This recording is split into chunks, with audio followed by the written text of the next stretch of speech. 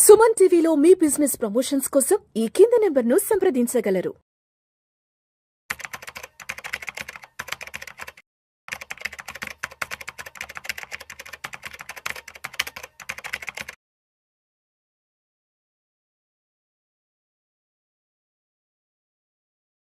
నమస్తే, welcome to Suman TV. నేను విష్ణు. ప్రస్తుతంతో పాటు NISM and CRISIL certified wealth manager Revanth Chalamala ఉన్నారు. వారితో మాట్లాడదాం.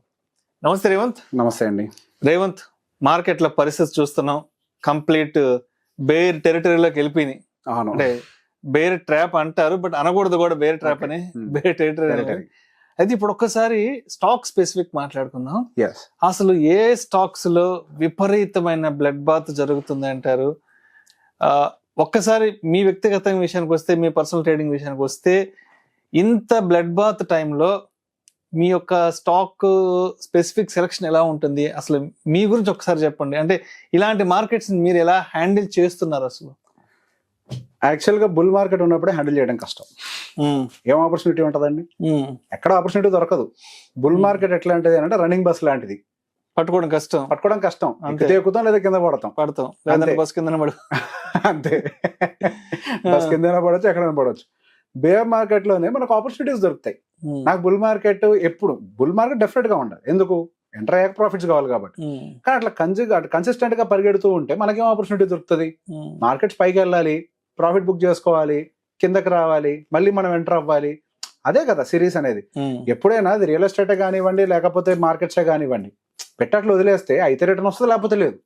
అట్లా కాకుండా మనకు అవకాశం దొరికినప్పుడు అక్యుములేట్ చేసుకొని, మంచి ప్రాఫిట్స్ ఉన్నప్పుడు తీసేసి, ఇట్లాంటి ఒక టైం వచ్చినప్పుడు మళ్ళీ అక్యుములేట్ చేస్తేనే రియల్ వెల్త్ ని క్రియేట్ చేయగలుగుతాం. సో బేసిక్ గా మనం ఇట్లాంటి కండిషన్లు నేను ఎటువంటి చూస్తాను. సో బేసిక్ గా మనము ఓకే, చిన్న స్టాక్స్ నాకు అవసరం లేదు, నేను పట్టించుకోను వాటిని. ఓకే, ఇప్పుడు ఎట్లా కెమెరా ముందు ఉన్నాం కాబట్టి నాకు అట్లాంటి వాటి గురించి డిస్కస్ చేయడం కూడా ఇష్టం లేదు. నిఫ్టీ 50లో ఉండేటివో లేక లార్జ్ క్యాప్ అనుకుందాం, మంచి కంపెనీసే మనకి హ్యూజ్ డిస్కౌంట్ లో దొరుకుతున్నాయి. ఓకే, సో ఫండమెంటల్ గా ఇంకేమైనా కొంత వీక్నెస్ ఉంది, కిందకి వెళ్ళినా పర్వాలేదు. కానీ ఇప్పుడు ఉండేటువంటి ప్రైజింగ్స్ ఏవైతే ఉన్నాయో నాకు చాలా వరకు మంచి ప్రైజింగ్ లో దొరుకుతున్నట్టుగా అనిపిస్తుంది. ఫర్ ఎగ్జాంపుల్, ఇప్పుడు మనకి రిలయన్స్ ఇండస్ట్రీ ఉందండి, one of the biggest company, there is no doubt. Second company మనకు మార్కెట్ లోనే. అంత పెద్ద కంపెనీ దాదాపుగా 21% కరెక్ట్ అయింది. అంతకు మించిన ఆపర్చునిటీ నాకేం దొరుకుద్దా? అది గుడ్ న్యూస్. అది దానికి బాధపడేది ఏంటి? 21% ఉంది. సో నేను ఎక్కడ అక్యుములేట్ చేస్తానంటే, కరెంట్ ఉన్న మార్కెట్ ప్రైస్ నేను అక్యుములేట్ చేయడానికే ట్రై చేస్తాను. సో బేసిక్ గా నేనైతే ఇంతకు మించి ఇంకెక్కువ పడుతుందా? పడ్డది, నాకేం ప్రాబ్లం లేదు. పడ్డదా ఇంకొద్దిగా యావరేజ్ చేసుకోవడానికి ట్రై చేస్తానేమో. కానీ ఇప్పుడు నేనైతే పర్సనల్ గా రిలయన్స్ ఇండస్ట్రీ అనేది మంచి సపోర్ట్ లెవెల్లో ఉంది, టెక్నికల్ గా కూడా. సో ఇక్కడ నేను ఫస్ట్ అక్యుములేట్ చేసుకోవడానికి ట్రై చేస్తాను. అండ్ తర్వాత వచ్చేసరికి మనకి యాక్సిస్ బ్యాంక్ లెవెల్స్ కూడా దాదాపు మనకు 14% కరెక్షన్ లోకి వచ్చింది.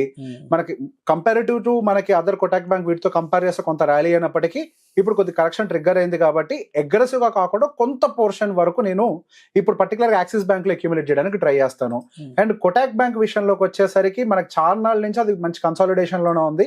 ఇప్పుడున్న జోన్ ఏదైతే ఉందో ఇక్కడ నుంచి అగైన్ కొద్దిగా సో కన్సాలిడేషన్ దాదాపుగా మనకి 2001 నుంచే కన్సాలిడేషన్ లోకి వెళ్ళిపోయింది.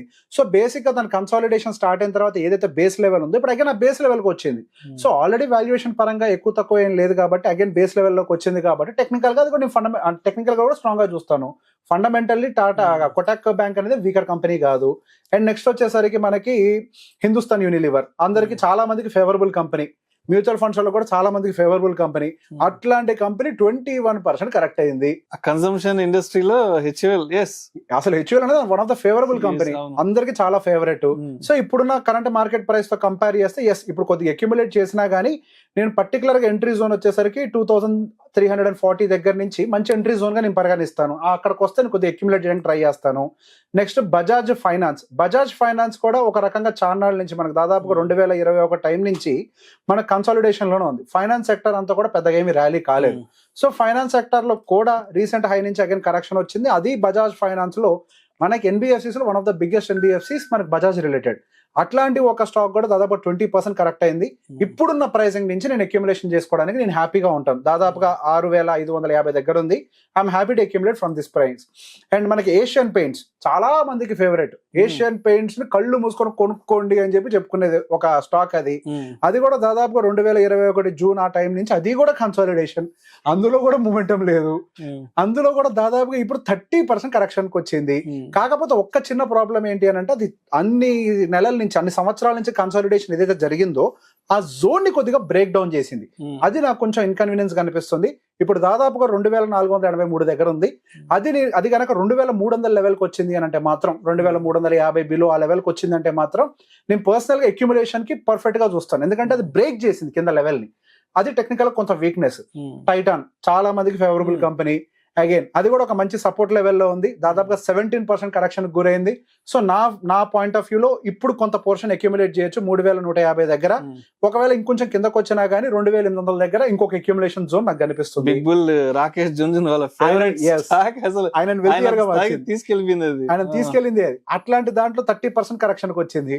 సో నేను దాన్ని డెఫినెట్ గా పాజిటివ్ గానే చూస్తాను. కాకపోతే ఎక్కువగా చేయను ఇప్పుడు. అందులో కొంత పోర్షన్ ఇప్పుడు 2800 దగ్గర కొద్ది పోర్షన్ చూస్తాను. అదే మారుతి. సో మారుతి విషయానికి వచ్చేసరికి అగైన్ అది కూడా దాదాపుగా 19.5% నియర్ టు 20% కరెక్షన్ సెక్టర్ లో కింగ్. దానికి ఎటువంటి డోకా లేదు. 11,000 నుంచి నాకు 10,300 దాకా మంచి సపోర్ట్ ఏరియానే కనిపిస్తుంది. అక్కడ నుంచి అంటే ఇప్పుడు బేసిక్ ఉన్న లెవెల్స్ అంతా ఫైనే. 11,000 దగ్గర నుంచి నేను అక్యుములేట్ చేయడానికి రెడీగానే ఉన్నాను. టాటా మోటార్స్ దాదాపుగా 34% పడ్డది. విపరీతమైన కరెక్షన్. ఏదైతే ఇప్పుడు జోన్ ఉందో నాకు ఒక సూపర్ జోన్ లాగా కనిపిస్తుంది. దాదాపుగా 750 ఏదైతే ఆ జోన్ ఉందో ఇప్పుడు అదొక మంచి జోన్ లాగా కనిపిస్తుంది. I feel it is a very good accumulation zone. అక్కడి నుంచి బ్రేక్ అవడం అయితే చాలా కష్టం. ఒకవేళ బ్రేక్ అయితే మాత్రం 525 దాకా రావచ్చు. కానీ అక్కడికి వస్తుందని నేను అనుకోవట్లే. So 750 is a very good level of accumulation. However, మనకి 34% అని అంటే హ్యూజ్ టాటా మోటార్స్ లో. And Tata Steel as of no 25% correction గురైంది.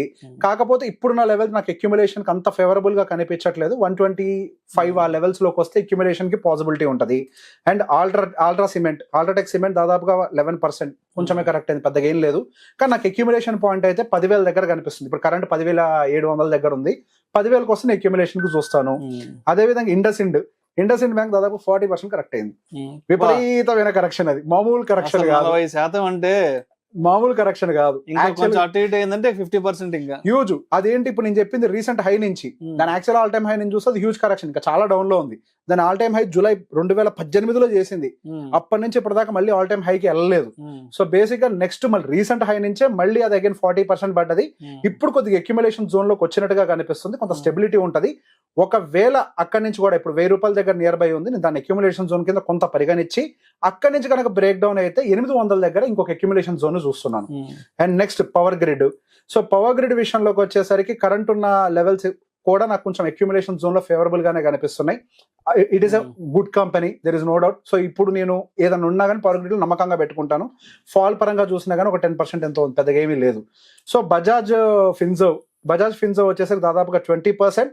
And it is in my accumulation zone. 1639 నుంచి 1636 వరకు కూడా సపోర్ట్ ఏరియా కనిపిస్తుంది. And next Nestle. ఇది కూడా చాలా మందికి ఫేవరబుల్ కంపెనీ. నెస్లే దాదాపు 21% ఉంది. కానీ నాకు సపోర్ట్ ఏరియా వచ్చేసరికి 2070 నుంచి నాకు సపోర్ట్ ఏరియా ఎంటర్ అవుతున్నట్టుగా అనిపిస్తుంది.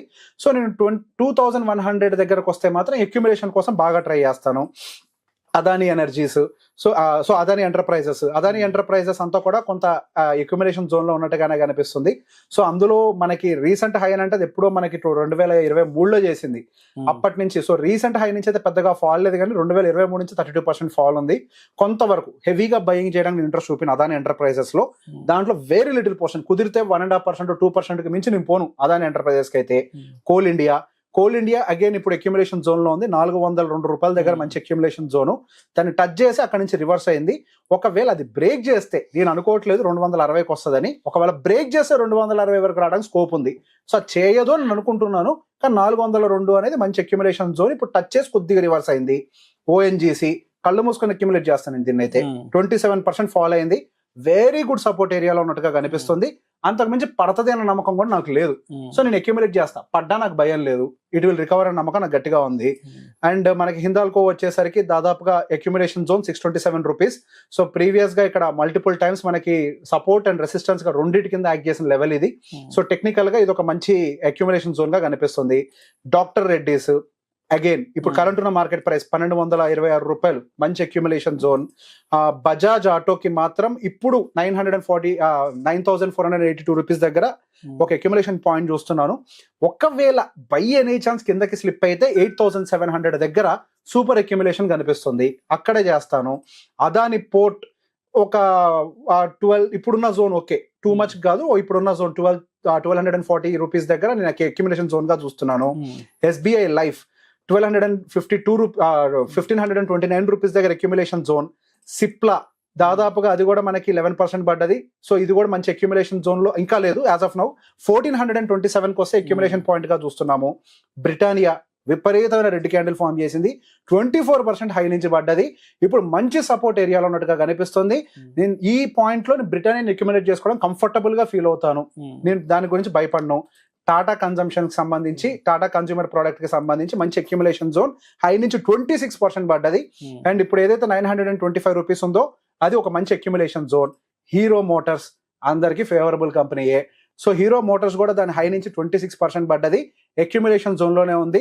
4500 ఈ ప్రైస్ ఏదైతే ఉందో మంచి అక్యుమిలేషన్ పాయింట్. సో ఇప్పుడు మనం దాదాపుగా పెట్టుకునే అన్ని కూడా మనకి నిఫ్టీ 50లో దాదాపుగా ఏవైతే 10% కంటే బిలో ఫాల్ అయ్యాయో, 20 కంటే బిలో ఫాల్ అయ్యాయో, 30 కంటే బిలో ఫాల్ అయ్యాయో వాటిని మాత్రమే చూస్తున్నాం. వాటిల్లో అక్యుమిలేషన్ జోన్స్ టెక్నికల్ గా ఎక్కడెక్కడున్నాయో చూసి నేను ఆ టెక్నికల్ జోన్స్కి వస్తే నేను ఎక్కడ అక్యుమిలేట్ అవ్వాలనుకుంటున్నానో ఆ టెక్నికల్ లెవెల్స్ అన్ని కూడా ఇప్పుడు మీకు వివరించాను. Thank you so much Revanth. Thank you అండి. ఇంతటి మార్కెట్ ఫాల్లో ఏ స్టాక్స్ 10%, 20%, 30-40% ఏ స్టాక్స్ లో ఊచకోత జరుగుతుంది అనే దాని గురించి చాలా చక్కగా తెలియజేసి thank you so much. Thank you అండి.